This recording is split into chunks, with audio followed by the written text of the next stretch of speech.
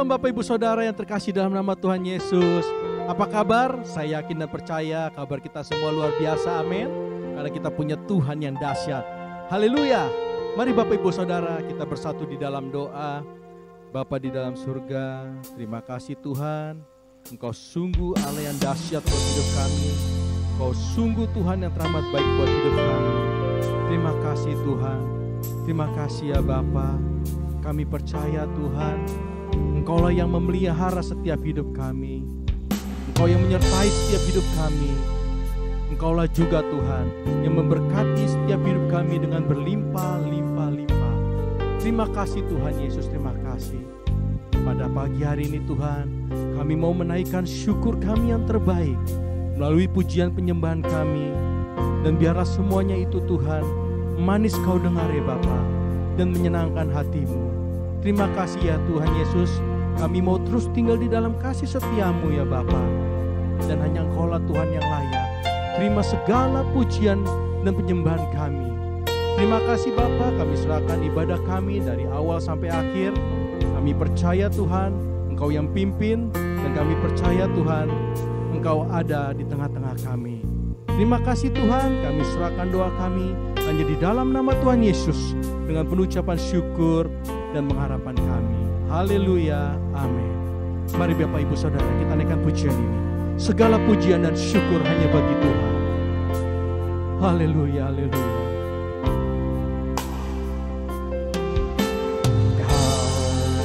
Pencipta hidupku, pemelihara jiwaku, Kau layak terima segala pujian, ku naikkan syukurku.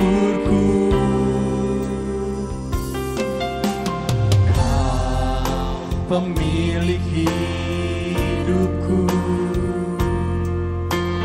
dalam kasih setiamu Yesusku, Kau layak terima segala pujian, ku naikkan sembahku.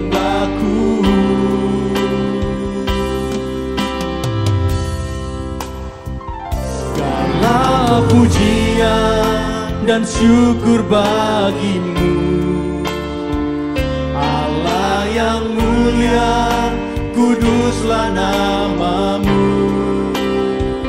Kaulah yang awal dan akhir dari segalanya, Yesus, Kaulah pujian bagiku. Mari sama-sama kita katakan, Kau pencipta hidupku, Kau pencipta hidupku, pemelihara jiwaku, Kau layak terima segala pujian, ku naikkan syukurku.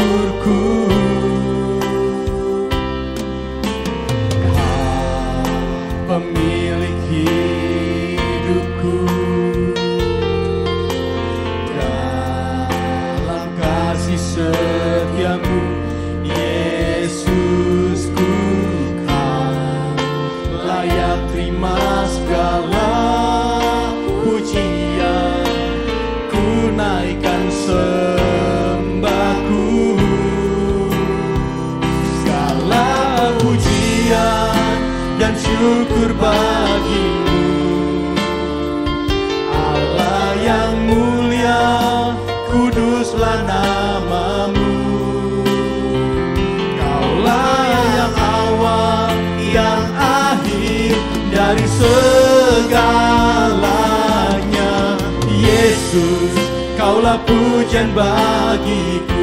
Segala pujian dan syukur bagimu, Allah yang mulia, kuduslah namamu. Kaulah yang awal dan akhir segalanya. Yesus, Kaulah pujian bagiku. Segala pujian dan syukur bagimu, Allah yang mulia, kuduslah namamu. Kaulah yang awal dan akhir dari segalanya. Yesus, Kaulah pujian bagiku. Segala pujian dan syukur bagimu, Allah yang mulia, kuduslah namamu. Kaulah yang awal dan akhir dari segalanya. Yesus, Kaulah pujian bagiku. Segala pujian dan syukur bagimu, Allah yang mulia, kuduslah namamu. Kaulah yang awal, yang akhir dari segalanya. Yesus, Kaulah pujian bagiku. Kaulah yang awal, Kaulah yang awal dan akhir dari segalanya. Yesus, Kaulah pujian bagiku. Oh, Kaulah pujian bagiku. Yesus, segala puji dan syukur bagimu, Allah yang hidup, Allah yang dahsyat, Allah yang luar biasa. Oh, terima kasih Tuhan, terima kasih atas kasih setiamu, atas cintamu. Ku bersyukur Yesus, ku bersyukur kepadamu, Allah yang mulia, dikuduskanlah namamu. Yesus, Kiaramaya Sikinamo, Kiaramaya Siakanarabaya Sikinarabaya. Kami naikkan sembah puji syukur, hormat dan kuasa hanya bagimu Yesus. Syakanarabo, Hinamaya Shane, Hinamaya So, Yesus, Kau segalanya. Oh, haleluya. Bapak Ibu, mari kita siapkan hati untuk kita berdoa syafaat. Bapa, kami berterima kasih buat segala penyertaan dan lawatan-Mu. Kami sehati berdoa buat gembala pembina kami, Pendeta Insinyur Niko dan keluarga. Berikan kesehatan dan kekuatan-Mu, serta pengurapan-Mu, dan juga keempat wakilnya berikan kesehatian. Kami berdoa juga untuk Ketua Rayon dan CK, kiranya mereka hidup dengan kekuatan dan selalu dalam tuntunan-Mu. Kami juga menyerahkan khususnya Gembala CK2, Ibu Pendeta Lydia dan wakil-wakilnya, beserta semua gembala jemaat di CK2. Kiranya Engkau senantiasa mengurapi dan memakai mereka dengan luar biasa. Gembala kami Bapak Pendeta Immanuel Sutopo, Ibu Helen dan anaknya Andi, Debbie serta cucunya Abigail, Tuhan pakai menjadi teladan dan berkat buat kami serta banyak orang. Kami juga berdoa buat wakil gembala kami, Bapak Wisnu dan Ibu Susi, beserta anaknya Adit. Tuhan lindungi dan Tuhan berkati. Kami berdoa juga untuk bangsa dan negara Indonesia. Kami nyatakan, damailah Indonesiaku, virus corona diamlah, ekonomi Indonesia bangkitlah. Kami juga berdoa khususnya bagi Presiden kami, kiranya Tuhan berikan hikmat dan pengetahuan dari Bapa untuk dapat memimpin bangsa ini dengan bijaksana. Juga Wakil Presiden dan para menteri-menteri, DPR, MPR, TNI, Polri, Kehakiman, dan Kejaksaan, Bapa berikan semua bekerja dengan sehati, jujur, dan takut akan Tuhan. Kami juga berdoa untuk GBI, COC, ORU, dan WEI. Bapa, pakai lembaga-lembaga ini menjadi saluran berkat dan jadi alat-Mu untuk memenangkan banyak jiwa. Kami percaya Pantekosta ketiga dimulai dari Indonesia sampai ke bangsa-bangsa, dari timur ke barat, dan akan kembali ke Yerusalem. Kami berdoa untuk generasi Yeremia yang dengan sungguh hati dan cinta mati-matian kepada Tuhan, yang hidup dalam kekudusan, serta berjalan sesuai dengan kebenaran firman Tuhan. Kami juga menyerahkan jemaat GBI Home Palem Galaksi. Tuhan, sembuhkan yang sakit, kuatkan yang lemah, hibur yang susah. Setiap masalah Tuhan beri jalan keluar. Biarlah setiap jemaat terus hidup dengan mata tertuju kepada Tuhan, sehingga siap menyambut kedatangan Tuhan Yesus. Maranatha, datanglah Tuhan, dalam nama Tuhan Yesus. Amin.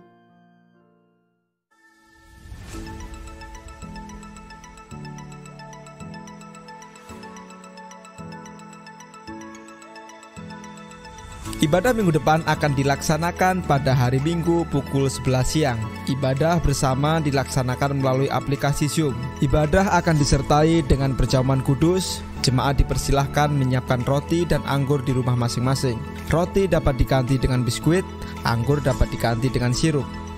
Diharapkan jemaat dapat mengambil waktu untuk masuk ke hadirat Tuhan di rumah masing-masing, berdoa bersama keluarga pukul 9 malam setiap hari. Mari bergabung bersama keluarga untuk menikmati dan merasakan hadirat dan pengurapan Roh Kudus lewat rumah doa GBI Home Palem Galaksi setiap hari Selasa pukul 20.00 via Zoom. Untuk para wanita, bergabunglah di dalam ibadah doa wanita yang diadakan setiap hari Rabu pukul 19.30 via Zoom. Bagi jemaat yang rindu bersekutu dan bertumbuh di dalam Yesus, kami undang untuk bergabung bersama di dalam komunitas Kul yang dilaksanakan setiap hari Kamis. Kul dilaksanakan melalui aplikasi Zoom. Silahkan menghubungi Bapak Catur di nomor 0857 1550 2817 untuk mendapatkan undangan. Persembahan dapat disalurkan melalui rekening berikut: Persembahan umum dan perpuluhan BCA 07376 07376 atas nama GBI Palem Galaksi, atau dapat menggunakan QR Code berikut ini. Scan QR Code yang tertera di layar, dan selanjutnya dapat mengikuti proses yang tertera pada aplikasi e-payment Anda. Persembahan misi dan diakonia BCA 073 073 6789 atas nama GBI Palem Galaksi. Pembangunan rumah Tuhan BCA 07305 07305 atas nama GBI Palem Galaksi. Kami GBI Home mengucapkan terima kasih bagi Bapak Ibu yang sudah mentransfer persembahan ke rekening GBI Home. Tuhan Yesus memberkati saudara dengan berlimpah-limpah. Demikian pengumuman yang dapat kami sampaikan. Tuhan Yesus memberkati. Shalom saudara, dalam Voice of Pentecost kali ini kita akan membahas tentang kualitas bukan popularitas. Bagaimana kita dapat selalu mengambil keputusan yang berintegritas dan berani menghidupinya. Pada keadaan saat ini, dengan adanya pembatasan sosial dan segala sesuatu yang dibuat serba online, integritas kita menjadi sangat diuji. Misalnya, ketika meeting online sengaja mematikan video seolah mengalami gangguan teknis, padahal untuk mengerjakan hal yang lain. Integritas tidak hanya bicara soal keselarasan antara ucapan dan perbuatan, tetapi adalah keputusan yang kita buat secara totalitas dan konsisten. Maksudnya, terus-menerus melakukan segala sesuatu berdasarkan prinsip kebenaran, sekalipun keputusan tersebut berbeda dengan konsep yang dianggap lazim oleh dunia.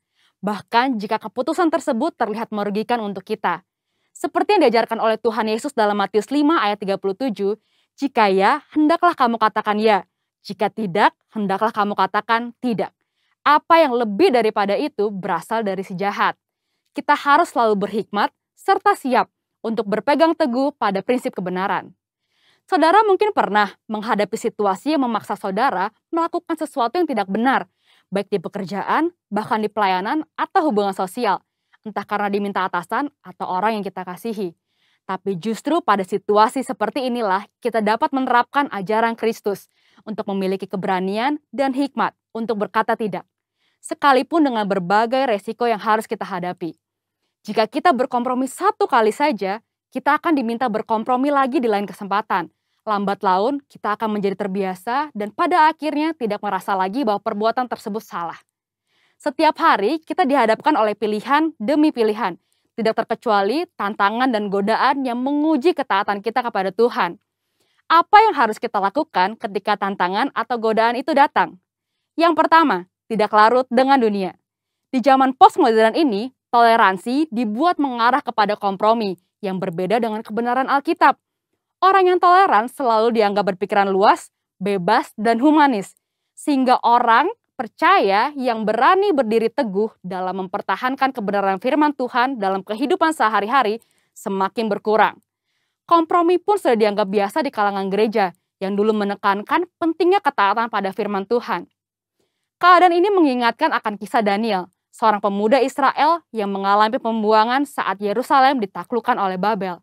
Pada saat itu, Raja Babel membawa Daniel dan orang-orang terbaik lainnya untuk diajar ilmu pengetahuan dan dibentuk karakternya. Mereka sangat diistimewakan dengan harapan orang-orang tersebut akan loyal kepada Babel. Namun, walaupun mendapatkan kehidupan yang enak dan masa depan yang cerah, Daniel tetap memilih untuk menjalankan perintah Tuhan. Dia tidak memakan makanan raja yang tidak sesuai dengan hukum Taurat. Daniel sadar, sebagai anak Tuhan, ia harus tetap taat, walaupun hidup di tengah bangsa yang tidak mengenal Tuhan. Yang kedua, tidak malu menghidupi kebenaran. Hidup dalam kebenaran adalah hidup tanpa kepalsuan, hidup dengan jujur. Yesus adalah kebenaran. Sebagai pengikut Kristus, kita harus memperkatakan dan mempraktekkan kebenaran dalam hidup. Orang menganggap perintah-perintah yang diberikan Yesus terlalu kaku dan tidak relevan pada zaman ini. Padahal memang kebenaran tidak bergantung pada perasaan, pengalaman, atau penafsiran yang bersifat subjektif. Kebenaran Allah adalah benar tanpa pengecualian. Orang Kristen yang sejati akan melihat integritas dirinya sebagai suatu harga diri terpenting. Kita tidak perlu merasa takut berpihak kepada kebenaran. Alkitab berkata pada 1 Petrus 4 ayat 16, jika ia menderita sebagai orang Kristen, maka janganlah ia malu, melainkan hendaklah ia memuliakan Allah dalam nama Kristus itu. Biarlah kita tetap mempertahankan kebenaran dan memuji Tuhan. Yang ketiga, hidup seperti Yesus hidup. Yesus adalah kebenaran. Untuk dapat hidup secara benar, maka kita harus hidup dalam Yesus. 1 Yohanes 2 ayat 5-6 berkata, tetapi barang siapa menuruti firman-Nya, di dalam orang itu sungguh sudah sempurna kasih Allah. Dengan itulah kita ketahui bahwa kita ada di dalam Dia. Barang siapa mengatakan bahwa ia ada di dalam Dia, ia wajib hidup sama seperti Kristus telah hidup. Hidup menjadi sama seperti Kristus merupakan kehendak Bapa. Yesus menjelaskan lebih lanjut dalam Matius 5 ayat 48. Karena itu haruslah kamu sempurna, sama seperti Bapamu yang di surga adalah sempurna. Jika kita berkata hidup dalam Bapa, kita menjadikan Yesus sebagai Tuhan dan Juru Selamat di dalam hidup ini. Dan kita wajib hidup sama seperti Yesus telah hidup. Mari kita minta pertolongan Roh Kudus untuk memimpin hidup kita pada zaman sekarang. Kita harus menyadari bahwa kita adalah anak Tuhan. Maka kita harus hidup sesuai dengan firman Tuhan.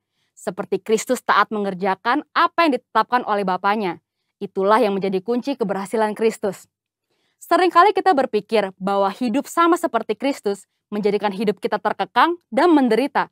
Padahal, jika kamu tetap dalam firman-Ku, kamu benar-benar adalah murid-Ku. Dan kamu akan mengetahui kebenaran. Dan kebenaran itu akan memerdekakan kamu. Seperti tertulis di Yohanes 8 ayat 31-32. Itulah sebabnya, selama di bumi, Yesus tidak pernah menyia-nyiakan kesempatan yang ada. Fokus hidupnya terpusat hanya untuk melakukan kehendak Bapa. Jadi, jika kita mengikuti teladan Yesus, kita akan hidup seperti Dia. Ketika dunia menawarkan kita untuk jadi serupa sepertinya, kita harus berani mengambil keputusan yang berintegritas, yaitu dengan berkata tidak. Tidak larut dalam dunia, tidak malu menghidupi kebenaran, dan yang terutama, hidup seperti Yesus telah hidup. Mari kita menjadi orang percaya yang berintegritas penuh di tengah dunia pada zaman ini. Untuk penjelasan lebih lengkapnya dari tim teologi kami, silahkan buka link yang ada di atas atau scan QR Code yang tersedia. Salam integritas, Tuhan Yesus memberkati. Haleluya, haleluya. Saya yakin dan percaya kita semua diberkati Tuhan berlimpah-limpah, amin. Mari Bapak Ibu Saudara, kita naikkan pujian kita. Aku diberkati, haleluya.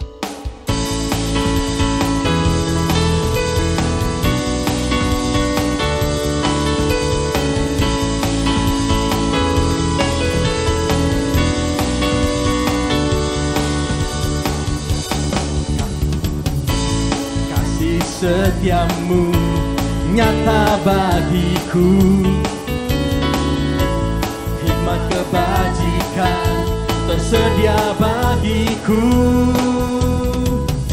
sebab Allah sanggup limpahkan segalanya, dan anugerahnya sangat besar bagiku.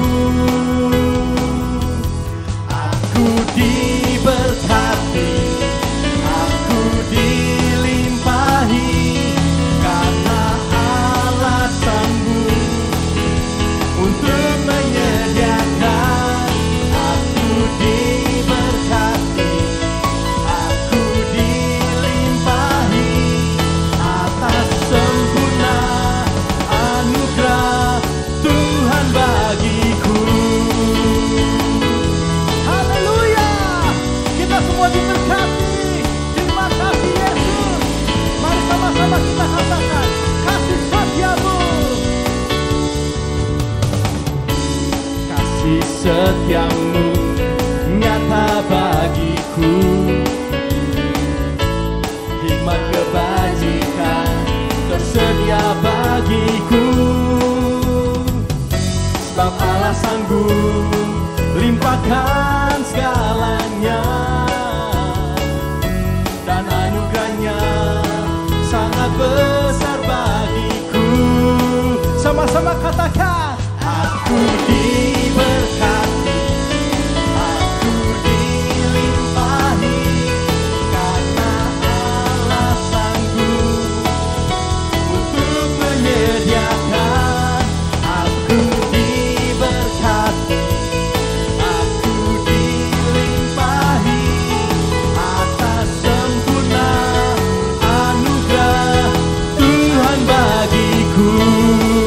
Mari sama-sama katakan dengan imanmu. Aku diberkati, aku dilimpahi, karena Allah sanggup untuk menyediakan. Aku diberkati, aku dilimpahi, atas sempurna anugerah Tuhan bagiku. Hey, aku diberkati, aku dilimpahi, karena Allah sanggup untuk menyediakan. Aku diberkati, aku dilimpahi, atas sempurna anugerah Tuhan bagiku, atas sempurna anugerah Tuhan bagiku. Hey, haleluya. Haleluya. Kita diberkati, kita dilimpahi oleh Tuhan. Haleluya. Haleluya. Mari Bapak Ibu Saudara, kita siapkan hati kita. Kita mau menerima kebenaran firman Tuhan pada pagi hari ini. Biar firman itu yang menjadi pelita buat hidup kita. Mari kita bersatu di dalam doa. Bapa, terima kasih Tuhan. Sungguh besar kasih setiamu atas setiap kami. Terima kasih Tuhan. Kami percaya Tuhan, Engkau Bapa yang selalu mengerti setiap isi hati kami, dan kami tetap percaya akan janji-Mu pasti akan Kau genapi atas setiap kami. Dan kami hanya mau berserah hanya ke dalam tangan-Mu ya Bapa. Kami percaya Tuhan Yesus, sungguh kami percaya. Dan kami percaya Tuhan, pagi hari ini Kau berikan kami hikmat-Mu agar kami dapat mengerti akan setiap isi firman-Mu ya Bapa. Biarlah setiap firman-Mu menjadi rema dalam kehidupan kami. Terima kasih Tuhan Yesus, terima kasih. Haleluya, amin. Mari Bapak Ibu Saudara, kita naikkan pujian kita. Ku percaya janji-Mu. Haleluya. Sungguh besar setiamu, Kau nyatakan bagiku. Kau Bapa yang selalu mengerti isi hatiku. Kemuliaan-Mu Kau janjikan, aku tetap percaya. Ku percaya janji-Mu ajaib, terukir dalam kehidupanku. Ku berserah di dalam kekuatan-Mu. Ku percaya.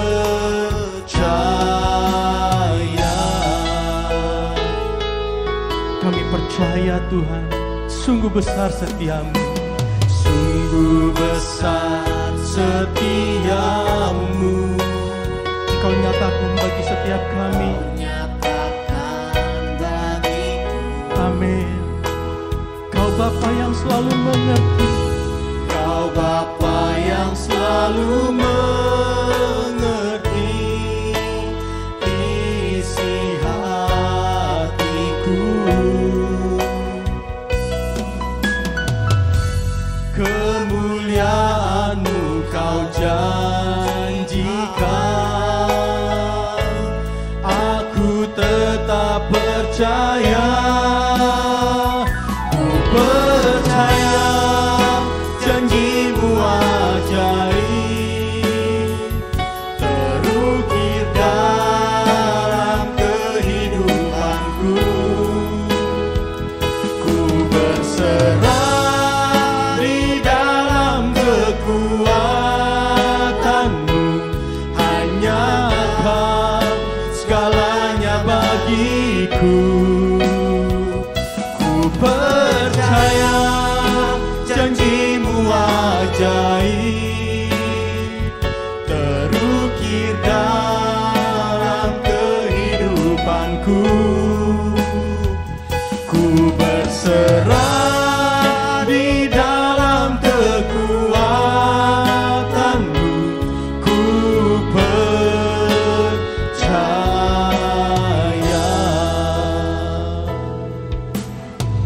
Kami percaya Tuhan, janji-Mu ajaib untuk setiap kami. Ku percaya janji-Mu ajaib, terukir dalam kehidupanku. Kami mau berserah Tuhan di dalam kekuatan-Mu. Hanya Kau segalanya bagiku. Ku percaya janji-Mu ajaib, terukir dalam kehidupanku. Ku berserah di dalam kekuatan-Mu. Ku percaya.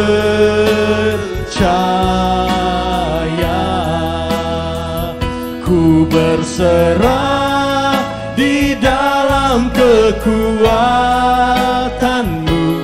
ku percaya,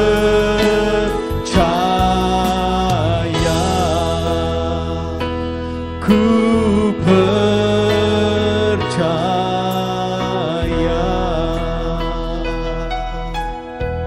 Kami percaya Tuhan. Haleluya.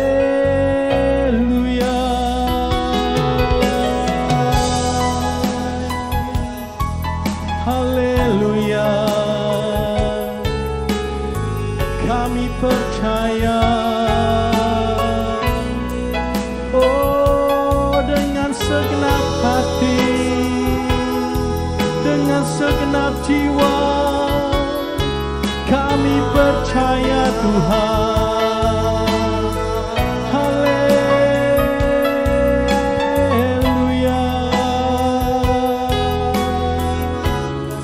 Haleluya.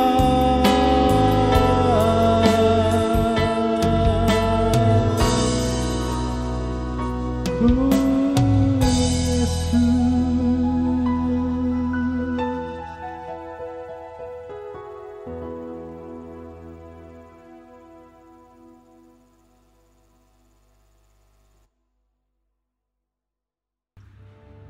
Shalom saudara, selamat pagi, selamat berjumpa di dalam kasih Kristus. Saya percaya saudara diberkatin, diberikan kesehatan yang luar biasa. Bahkan daripada itu, Tuhan selalu menyertai dan membuka jalan buat saudara. Pada pagi hari ini, saya mau sampaikan kebenaran firman Tuhan mengenai tanggung jawab. Karena belakangan ini banyak kekacauan terjadi, banyak gelombang pencobaan yang membuat kita jadi tidak fokus.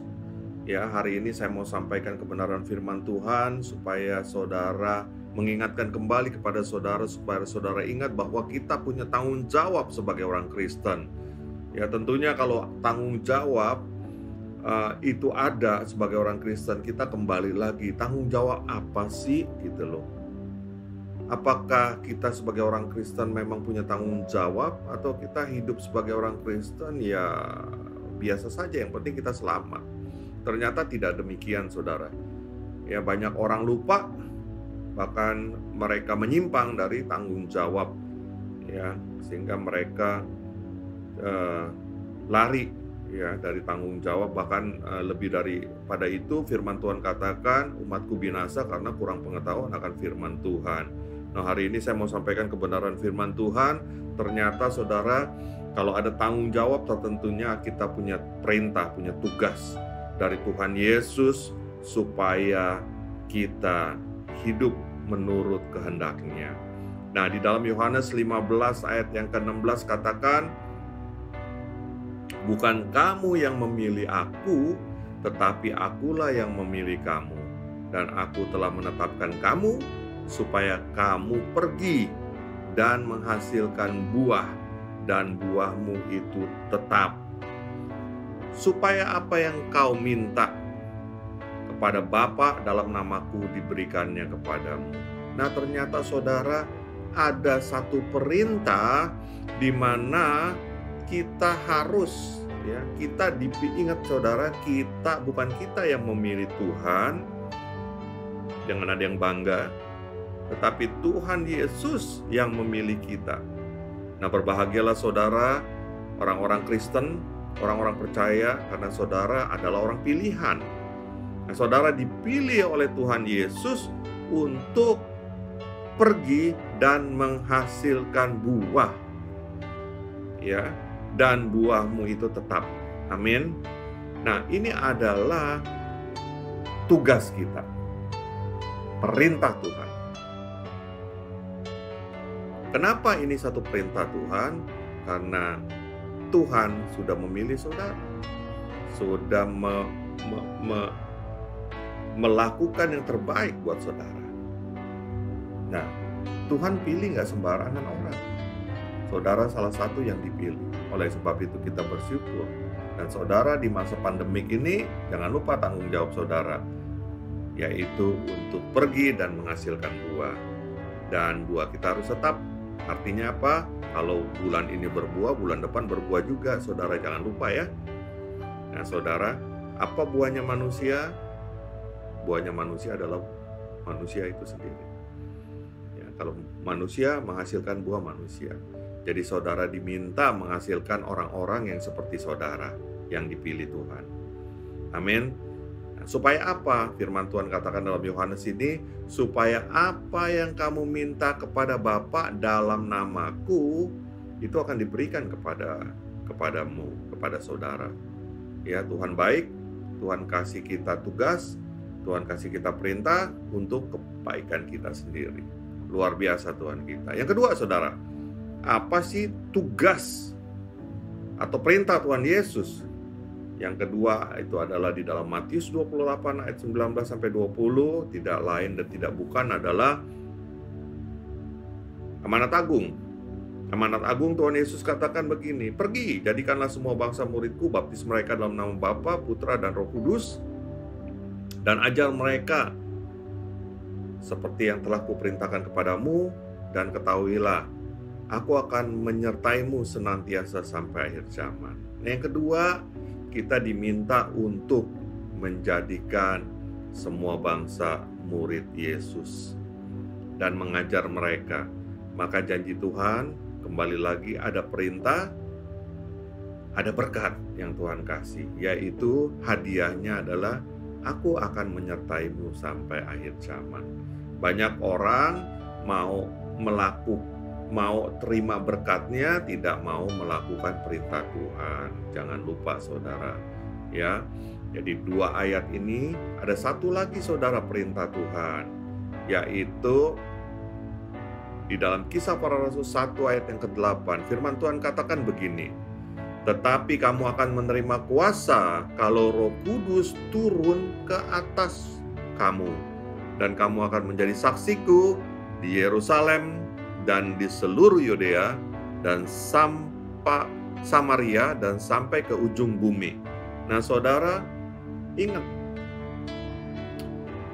perintah yang ketiga ini saudara diminta untuk bersaksi. Bersaksi kepada semua orang, supaya orang lain percaya bahwa Tuhan Yesus itu adalah juru selamat dan nama Bapa dimuliakan. Nah saudara, tetapi dalam kenyataannya di tengah pandemik gelombang ini banyak orang gagal fokus. Mereka tidak lagi bertanggung jawab atas apa yang Tuhan sudah berikan, perintah yang Tuhan sudah berikan. Yang pertama itu perintah untuk menghasilkan buah, pergi dan menghasilkan buah. Kedua, perintah untuk menjadikan murid, ya, dan mengajar. Yang ketiga ini untuk bersaksi. Banyak orang tidak lakukan itu di akhir zaman ini.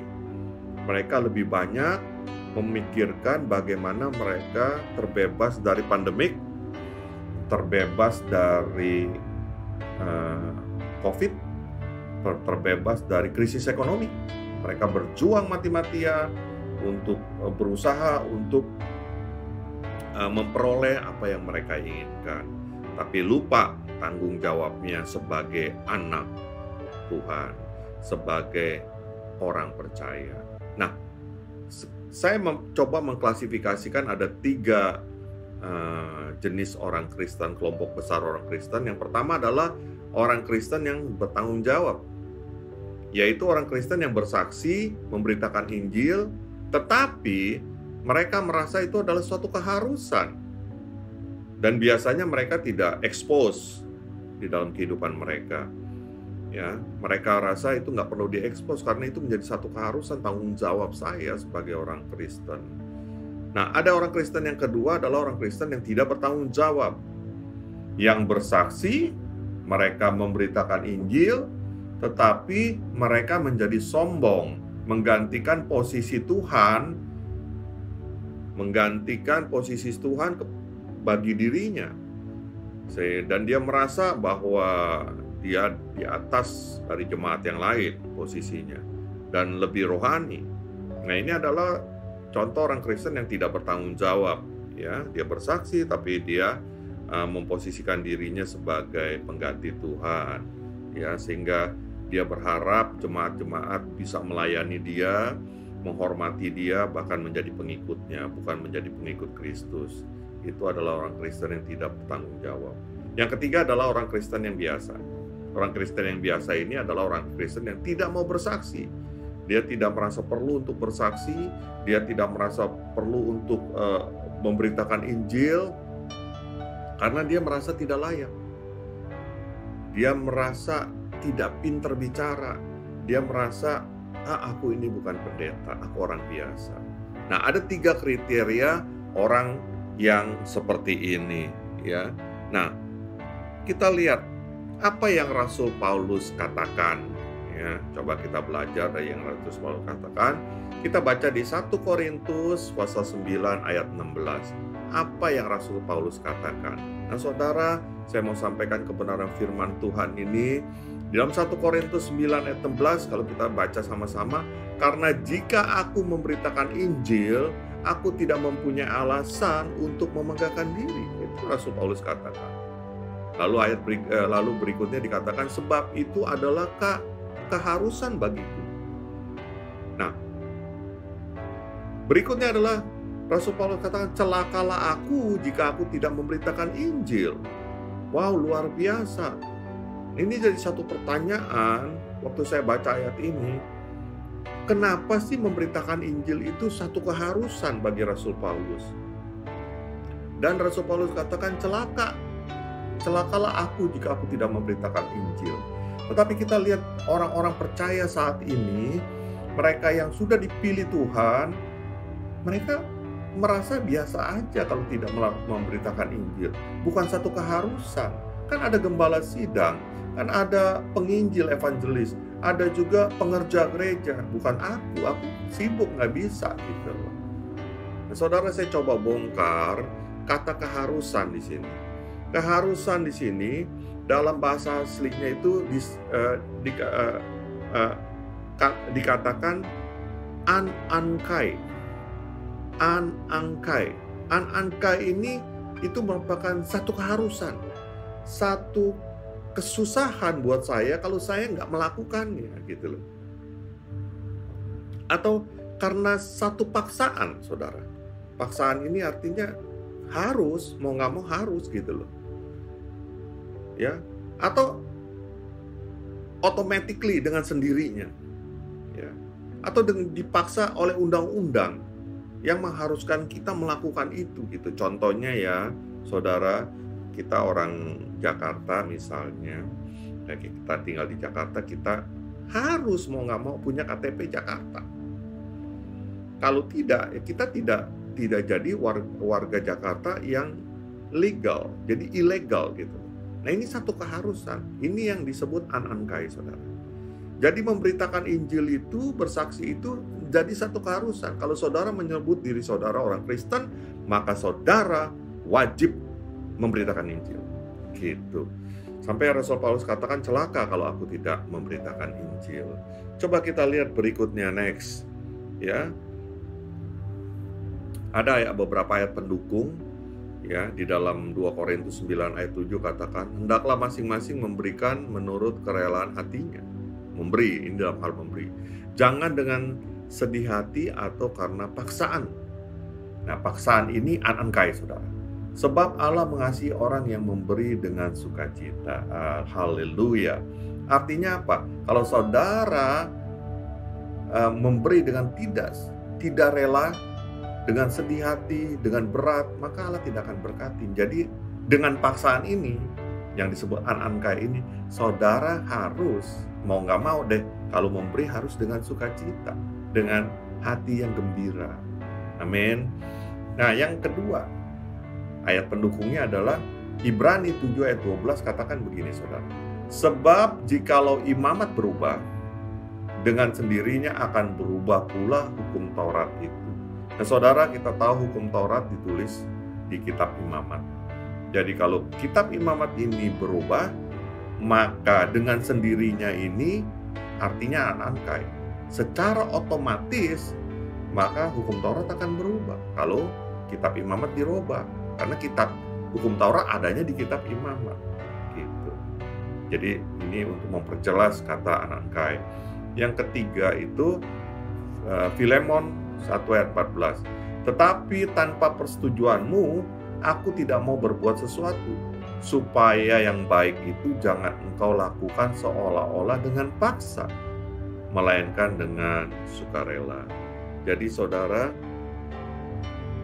sesuatu yang baik itu jangan dipaksa, saudara. Jadi lakukan aja dengan sukarela. Ya, amin saudara. Nah, yang berikutnya, Ibrani 9 ayat 16 katakan apa? Sebab di mana ada wasiat, di situ harus diberitahukan tentang kematian pembuat wasiat itu. Nah, saudara, harus itu Anankai. Jadi percuma ada seseorang sebelum meninggal dia tulis wasiat untuk ahli warisnya, tetapi waktu dia meninggal nggak ada yang kasih tahu bahwa dia sudah meninggal. Jadi apa gunanya wasiat itu gitu. Jadi ini harus itu mau nggak mau harus dikerjakan gitu. Ya saudara, ini adalah ayat pendukung. Nah pertanyaannya adalah mengapa Rasul Paulus menekankan bahwa memberitakan Injil ini adalah satu keharusan, saudara. Kita lihat apa yang Rasul Paulus pikirkan, apa yang Rasul Paulus rasakan. Saudara, ada 3 bukti tanggung jawab apabila kita memberitakan Injil. Nah, ternyata ada tanggung jawab kalau kita memberitakan Injil itu. Ada responsibility. Yang pertama, responsibility-nya adalah melakukan hukum utama, yaitu kasihilah Tuhan Allahmu dengan segenap hatimu dan kasihilah sesamamu manusia seperti dirimu sendiri. Itu adalah hukum yang utama. Dengan kita bertanggung jawab menginjil dan bersaksi, kita sudah melakukan hukum yang utama, saudara. Oh, luar biasa. Yang sulit, kadang-kadang orang bilang, bagaimana sih saya bisa melakukan hukumnya Allah, mengasihi Allah? Yaitu, saudara menginjil aja, saudara bersaksi aja. Nah, saudara sudah melakukan hukum yang utama. Pertama, saudara sudah mengasihi Allah. Yang kedua, saudara mengasihi sesama. Kenapa kok bisa mengasihi sesama? Karena apa? Karena dengan saudara menginjil, orang akan bertobat, maka orang itu tidak dihukum, orang itu bertobat, dan dia akan terima Yesus sebagai Tuhan dan Juru Selamat. Dia akan selamat. Maka saudara dikatakan mengasihi orang itu. Ya, di dalam Yakobus 4 ayat 17 katakan begini. Jadi jika seorang tahu bagaimana ia harus berbuat baik, tetapi ia tidak melakukannya, ia berdosa, saudara. Perhatikan ini baik-baik. Jadi saudara tahu bahwa menginjil itu baik, saudara tidak lakukan. Bersaksi itu baik, saudara tidak lakukan, saudara berdosa. Dan firman Tuhan katakan, upah dosa itu adalah maut. Ya, di dalam Roma 6 ayat 23. Sebab upah dosa ialah maut, tetapi karunia Allah ialah hidup yang kekal di dalam Kristus Yesus Tuhan kita. Nah saudara, di poin pertama ini saya mau bahas apa yang Tuhan, kenapa melakukan hukum utama. Kita mengasihi Bapa, karena Tuhan Yesus, kita tahu bahwa Bapa, kehendak Bapa apa sih? Coba kita lihat.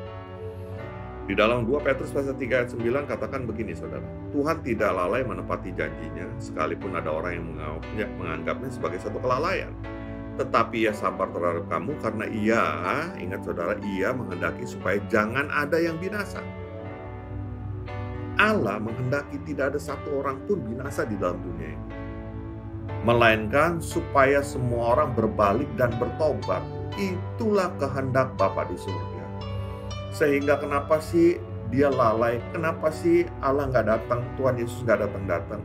Bukan karena Tuhan Yesus lalai menepati janjinya mau datang kembali ke dalam dunia ini, tetapi dia menghendaki supaya jangan ada yang binasa, supaya semua orang berbalik dan bertobat. Demikian kalau kita menginjil, kita bersaksi, membuat orang itu akan berbalik dan dia akan bertobat dan tidak ada yang binasa. Amin, haleluya. Berikutnya saudara, poin yang kedua. Apa sih poin yang kedua? Nah saudara, kalau saudara menginjil dan bersaksi, saudara menghasilkan buah. Yaitu saudara mengasihi Yesus. Saudara mengikuti segala perintah Yesus. Di mana ayatnya? Di Yohanes 15 ayat 16 tadi. Katakan, bukan kamu yang memilih aku, tetapi akulah yang memilih kamu. Dan aku telah menetapkan kamu supaya kamu pergi dan menghasilkan buah. Dan buahmu itu tetap. Supaya apa yang kamu minta kepada Bapa dalam namaku, diberikannya kepadamu. Amin saudara.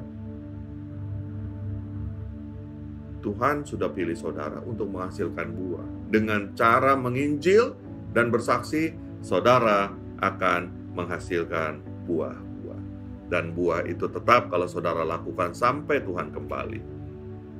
Yohanes 14 ayat 15 katakan, jikalau kamu mengasihi aku, kamu akan menuruti segala perintahku. Amin saudara.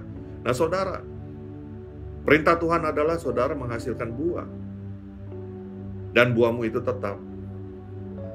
Lakukan itu saudara. Di dalam Yohanes 6 ayat 40 katakan apa? Sebab inilah kehendak Bapakku, yaitu supaya setiap orang yang melihat anak dan percaya kepadanya beroleh hidup yang kekal. Dan supaya aku, kata Tuhan Yesus, membangkitkannya pada akhir zaman. Saya mau kasih kesimpulan bahwa kalau saudara menginjil dan bersaksi, artinya saudara mengasihi Yesus.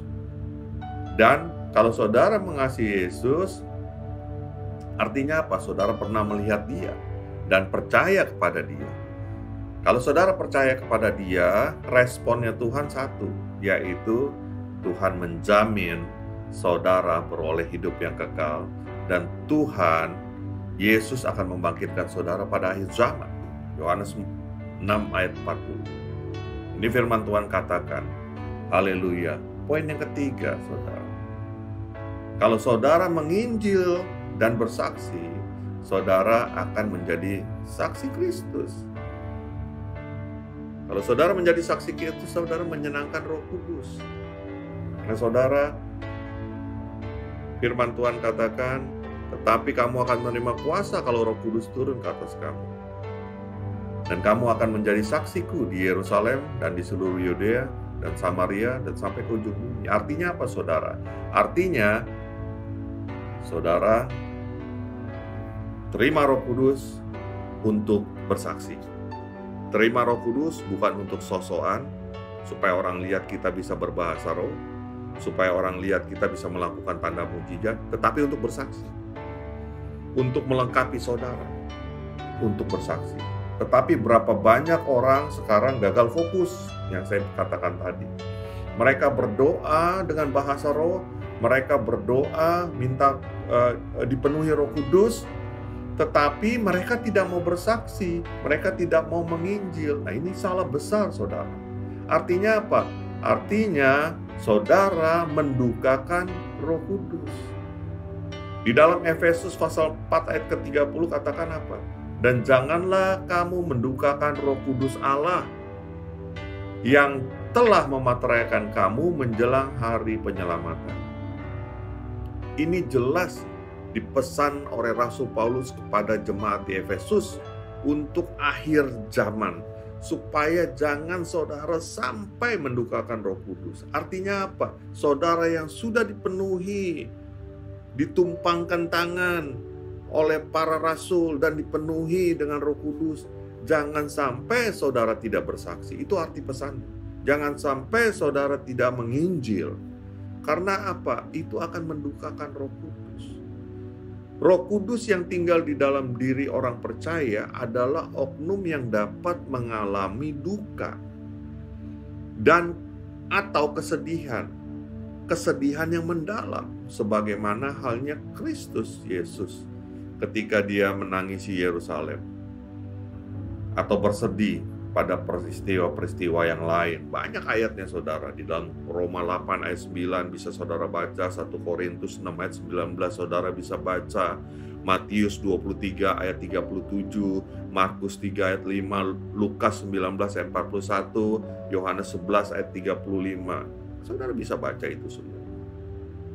Nah, satu hal yang saya mau sampaikan, orang percaya yang mendukakan Roh Kudus apabila mereka mengabaikan kehadiran suara, atau pimpinan Roh Kudus. Dia itu disebut mendukakan Roh Kudus. Dan ingat saudara, kalau kita mendukakan Roh Kudus, artinya apa? Artinya saudara tidak bisa diampuni lagi. Itu jelas di dalam Matius 12 ayat 31 katakan. Kalau saudara mendukakan Roh Kudus, tidak ada ampun, maka saudara pasti masuk ke dalam neraka. Saudara, 3 bukti ini, saudara. Nah, sekarang saya mau coba simpulkan apa yang saya bicarakan, apa yang saya khotbahkan pada hari ini. Kesimpulannya adalah yang pertama, orang percaya ditetapkan untuk menghasilkan buah dan buahnya itu tetap. Saudara dan saya ditetapkan untuk menghasilkan buah dan buahnya itu tetap. Apakah saudara sudah menghasilkan buah? Yang kedua, saudara diminta mengasihi. Kasihilah seorang akan yang lain. Yohanes 15 ayat 17 katakan, kasihi. Yang kedua, untuk saudara bisa menghasilkan buah, saudara caranya yaitu harus memberitakan Injil, nggak ada cara lain. Saudara harus menangkan jiwa. Yohanes 4 ayat 34 katakan, kata Yesus kepada mereka, makananku ialah melakukan kehendak Dia yang mengutus aku dan menyelesaikan pekerjaan. Yesus melakukan ini karena Bapa mengutus Tuhan Yesus untuk menghasilkan buah. Dan sebab itu Yesus sebagai manusia turun ke dalam dunia ini dan Dia menyelesaikan pekerjaan Tuhan. Bagaimana dengan kita, saudara? Apakah kita sudah menyelesaikan pekerjaan Tuhan? Belum. Kita masih hidup, masih berjalan terus. Apapun yang terjadi dalam dunia ini, ingat kita punya tanggung jawab. Jangan lari dari tanggung jawab kita. Kalau kita lari dari tanggung jawab kita, maka kita akan berdosa, dan upah dosa adalah maut. Kolose pasal 3 ayat 14 katakan gini, kenakanlah kasih sebagai pengikat yang mempersatukan dan menyempurnakan. Dasar daripada segala-galanya adalah kasih. Banyak orang percaya yang sudah berhasil menjadi murid Tuhan, dia gagal. Karena apa? Karena dia tidak meletakkan dasarnya di dalam kasih. Banyak orang menjadi sombong saat dia sudah bisa melayani Tuhan, bahkan terkenal menjadi pendeta yang besar. Malah dia menggantikan posisi Tuhan. Dia banyak pengikutnya, dia dikejar-kejar dimanapun dia ada. Nah, ini sesuatu yang salah. Ini bukan tanggung jawab. Dia melakukan pekerjaannya untuk kepentingan dirinya sendiri. Tetapi kenakanlah kasih sebagai pengikat. Bahkan banyak dari hamba-hamba Tuhan yang besar menjadikan dirinya jadi raja, ya, yang memperbudak jemaat-jemaat. Nah, ini bahaya, saudara. Yang keempat, tentunya semuanya ini ada saksi di bumi dan di surga. Firman Tuhan katakan di dalam 1 Yohanes 5 ayat 7-8 dikatakan gini, sebab ada 3 yang memberi kesaksian di dalam surga, yaitu Bapa, Firman, dan Roh Kudus. Dan ketiganya adalah satu. Dan ada 3 yang memberi kesaksian di bumi, yaitu roh, air, dan darah. Ya, dan ketiganya adalah satu. Dan ini akan bersaksi, saudara. Jadi saudara nggak bisa berpura-pura. Saudara waktu melayani Tuhan, waktu saudara melakukan kewajiban saudara, ya, saudara berpura-pura dan lain sebagainya, nggak bisa, saudara. Bapa, Firman, dan Roh tahu, Roh Kudus, dan Roh Kudus itu ada dalam hidup kita. Roh, air, dan darah juga ada dalam hidup kita. Mereka akan bersaksi. Ingat, waktu Kain membunuh Habil, darahnya tertumpah ke bumi, dan darahnya itu berteriak kepada Bapa di surga. Aku dibunuh oleh Kain. Dan Allah tahu bahwa Kainlah yang membunuh Habil. Dan Allah tegur Habil. Allah tegur Kain. Kain, kenapa engkau membunuh adikmu? Ya, nah itu jelas. Oleh sebab itu, saudara, mari Firman Tuhan hari ini mengajak kepada kita untuk kita bertanggung jawab. Ingat, kita punya tanggung jawab. apapun keadaan dunia ini, tetap lakukan tanggung jawab, selesaikan tanggung jawabmu sampai akhir. Maka Tuhan akan memberkati saudara. Firman Tuhan katakan, Tuhan akan menyertai saudara. Apa yang saudara doakan akan dijawab. Saudara akan menjadi saksi Kristus sampai ke ujung dunia. Bahkan lebih daripada itu, saudara akan masuk ke dalam kerajaan surga bersama dengan Yesus. Tuhan Yesus memberkati. Tetap semangat, jangan pernah putus asa, tetap melayani Tuhan, walaupun keadaan apapun, pandemik, krisis, ekonomi, semua mengalami itu. Tapi saudara jangan lari dari tanggung jawab saudara. Ayo, tanggung jawab yang paling penting adalah kita menginjil. Saudara ada dipilih Tuhan untuk menginjil, untuk bersaksi, untuk menangkan banyak jiwa, memuridkan banyak murid-murid, mengajar mereka, dan bahkan membuat mereka bertobat berbalik kepada Tuhan, sehingga nama Tuhan Yesus dimuliakan dalam hidup saudara. Demikian saudara, Tuhan Yesus memberkati. Salam sehat, salam sejahtera di dalam Yesus Kristus. Amin, amin, amin, amin. Haleluya. Mari bersama-sama perkatakan iman dalam Mazmur 91. Dalam lindungan Allah. Orang yang duduk dalam lindungan yang maha tinggi dan bermalam dalam naungan yang maha kuasa akan berkata kepada Tuhan, tempat pelindunganku dan kubu pertahananku, Allahku yang kupercayai. Sungguh Tuhanlah yang akan melepaskan aku dari jerat penangkap burung, dari penyakit sampar yang busuk. Dengan kepaknya Tuhan akan melindungi aku, di bawah sayapnya aku akan berlindung, kesetiaannya ialah perisai dan pagar tembok. Aku tak usah takut terhadap kedahsyatan malam, terhadap panah yang terbang di waktu siang, terhadap penyakit sampar yang berjalan di dalam gelap, terhadap penyakit menular yang mengamuk di waktu petang. Walau 1000 orang rebah di sisiku dan 10.000 di sebelah kananku, tetapi itu tidak akan menimpa aku. Aku hanya menontonnya dengan mataku sendiri dan melihat pembalasan terhadap orang-orang fasik. Sebab Tuhan ialah tempat pelindunganku, yang maha tinggi telah kubuat tempat perteduhanku. Malapetaka tidak akan menimpa aku, dan tulah tidak akan mendekat kepada kemahku. Sebab malaikat-malaikatnya akan diperintahkannya kepadaku untuk menjaga aku di segala jalanku. Mereka akan menatang aku di atas tangannya, supaya kakiku jangan terantuk kepada batu. Singa dan ular tedung akan kulangkahi. Aku akan menginjak anak singa dan ular naga. Sungguh hatiku melekat kepada Tuhan, maka Tuhan akan meluputkan aku. Tuhan akan membentengi aku, sebab aku mengenal namanya. Bila aku berseru kepada Tuhan, Tuhan akan menjawab aku. Tuhan akan menyertai aku dalam kesesakan. Tuhan akan meluputkan aku dan memuliakan aku. Dengan panjang umur akan Tuhan kenyangkan aku, dan akan Tuhan perlihatkan kepadaku keselamatan daripadanya. Amin. Mari saya undang jemaat yang dikasihi Tuhan untuk kita bersama-sama memperkatakan apa yang dimaksud dengan Pentakosta ketiga. Pentakosta ketiga adalah pencurahan Roh Kudus yang dahsyat di zaman ini melebihi yang terjadi di Azusa Street. Pentakosta ketiga akan mengakibatkan penuaian jiwa yang terbesar dan yang terakhir sebelum Tuhan Yesus datang kembali. Pentakosta ketiga akan membangkitkan generasi Yeremia, yaitu anak-anak muda yang dipenuhi Roh Kudus, cinta mati-matian kepada Tuhan Yesus, tidak kompromi terhadap dosa, dan akan bergerak untuk memenangkan jiwa.